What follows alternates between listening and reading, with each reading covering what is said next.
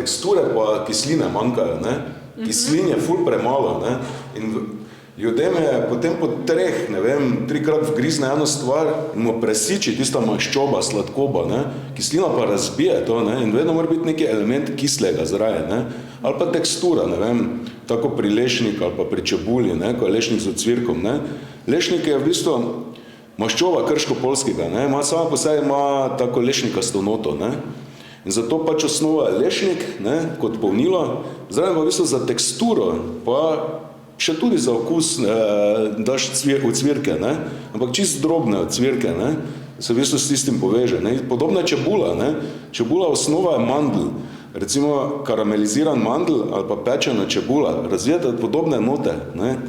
In prvo, ko vgriznete v bombon, je mandl, hrustne koruza, nežno od zadaj, tako po eni 5-10 sekund, v bistvu, ko prije stik z slino pa zrakom, ne, zato ker je čebula čisto v suhi snovi, ni pražena, nič druga, ampak samo surova čebula posušena, ne. In ko poješ bombon, čutiš prvo mandl, potem koruza, na koncu pa prije nežno od zadaj se poveže s tisto čebulo, ampak čisto nežno, ne.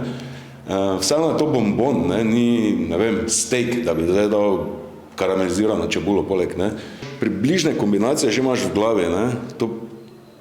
To ti pa da, recimo jaz pač, ker sem delal v gostinstvu, ne, probaš milijon nekih stvari, ne, in potem vidiš, nekaj gre skupaj, pa, ali pa, ne vem, vidiš neke kombinacije, pa začneš študirati, ne, mogoče bi to lahko vključil tu zraven, ne, tako, ker recimo, ne vem, rdeča paprika, mandl, ne, rdeča paprika pa temna čokolada se lepo greta skupaj, vse da ta probate zdaj.